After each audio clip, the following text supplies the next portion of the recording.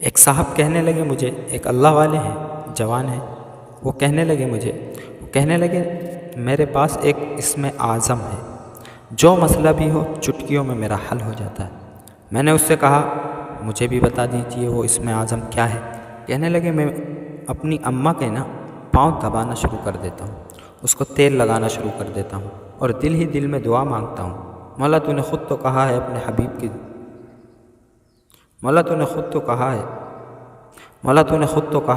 حبیب کی زبان سے، ماں کے قدموں کے نیچے جنت ہے، ان قدموں سے جنت تو مل سکتی ہے، اور جنت وہ ہے جہاں پھر اللہ تعالیٰ اربوں خربوں سال اس جنت سے نکالیں گے نہیں۔ یا اللہ میری زندگی میں دنیا کے ایسے مسائل ہیں، مشکلات ہیں، پریشانیاں ہیں، یا اللہ وہ نہیں ہو سکتی۔ اللہ میرے وہ مسئلے حل کر دے، وہ پریشانی دور کر دے، وہ الجھن دور کر دے، وہ مسئلہ وہ الجھن۔ کرتے کرتے کہنے لگے جب بھی پریشانی ہوتی ہے بس ماں کے پاؤں دباتا ہوں اور ان کی خدمت کرتا ہوں، دل ہی دل میں دعا مانگتا ہوں۔ مجھے ایک جوان نے کراچی میں ایک بات کہی، یاد آئی، وہ بھی سنا دوں آج۔ سناؤں؟ عجیب بات ہے۔ کہنے لگے کہ ہم گھر میں رہتے ہیں، اماں بڑھاپے کی وجہ سے کچھ چڑچڑی ہو گئی، حالات کی وجہ سے کچھ سخت مزاج ہو گئی، بہویں ہیں، پھر ہر بہو کا اپنا الگ مزاج، پھر بچے ہو جاتے ہیں، پھر بچوں کی آپس میں جنگ، گھر میں ایک ہنگامہ ہو۔ کہنے لگے ہمارا ایک چھوٹا سا گھر ہے، میں بہت پریشان تھا، کچھ میرے مسائل تھے معاشی کاروباری۔ کہنے لگے جس نے محنت اتنی کی کہ میں وہ شخص ہوں جس نے کھچر کی طرح محنت کی پر حاصل کچھ نہیں ہوا۔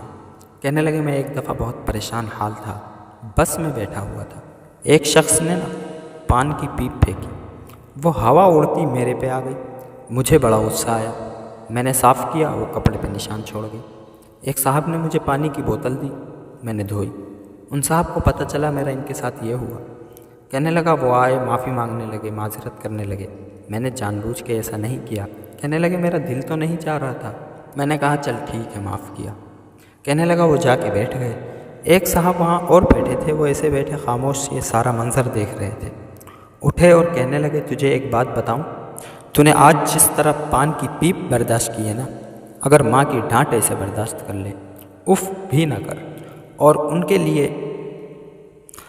کے لیے اپنے لہجے میں میٹھا لہجہ، دھیما لہجہ، ٹھنڈا لہجہ، ایسے لہجوں سے بات کر، تیرے سب مسئلے حل ہو جائیں گے، سب پریشانیاں دور ہو جائیں گی، اور تیری سب الجھنیں ختم ہو جائیں گی، اور تو مالا مال ہو جائے گا۔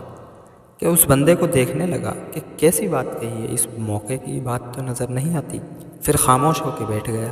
وہ بندہ بھی اپنی منزل پہ اتر گیا، میں بھی اتر گیا۔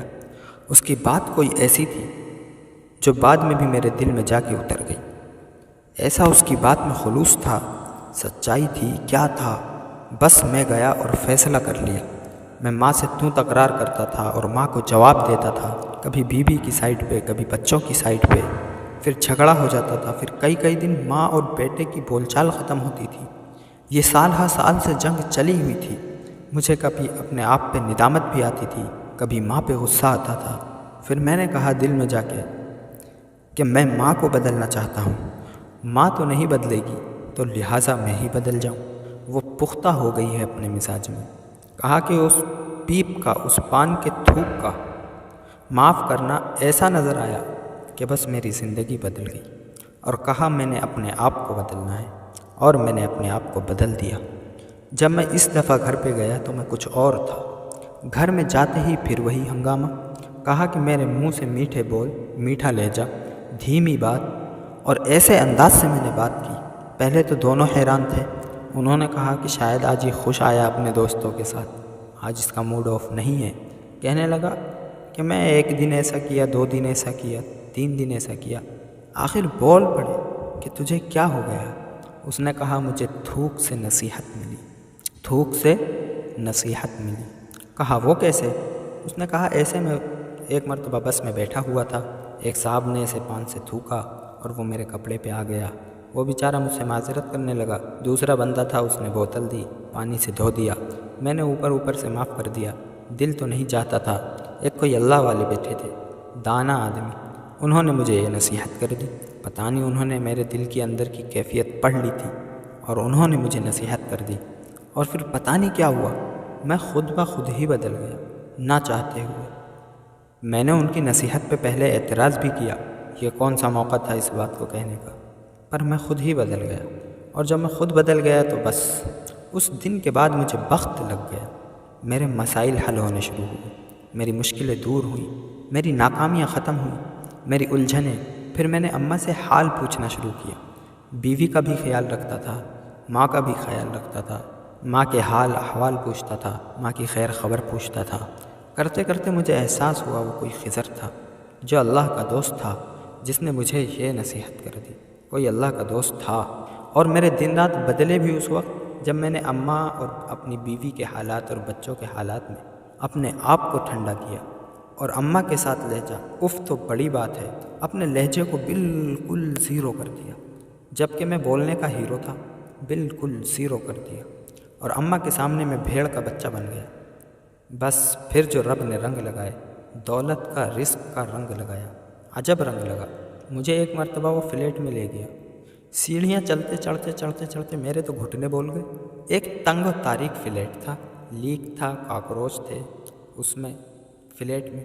کہنے لگا یہاں سے رنگ لگا ہے، یہاں اماں کے ساتھ رہتا تھا، اور آج ماشاءاللہ کراچی میں اس کا بہت بڑا گھر ہے، 500 گز کا گھر ہے تقریباً۔ اماں کے آگے اس کیفیت میں بس جم گیا کہ اماں کے سامنے اس سے آگے نہیں بولوں۔ اماں کے سامنے میں نے نرم لہجے میں بولا، بس بالکل ریشم کی طرح۔ اور بیوی کو بھی پیار دینا ہے، محبت دینی ہے، رسپیکٹ دینی ہے، اور اماں کو بھی۔ کام بن گیا اس کا۔ آج وہ بندہ ہے جو رزق اور دولت میں ماشاءاللہ بہت آگے، اور رب نے اس کو نوازا ہے۔ جو اماں کی دعائیں ساتھ ہوئی نا، پہلے اماں کا دل چیر دیتا تھا، دعائیں نہیں نکلتی تھیں۔ جب اماں کا دل ٹھنڈا ہوتا ہے تو اماں بیٹھ کے دعائیں مانگتی ہے، کام بن جاتا ہے۔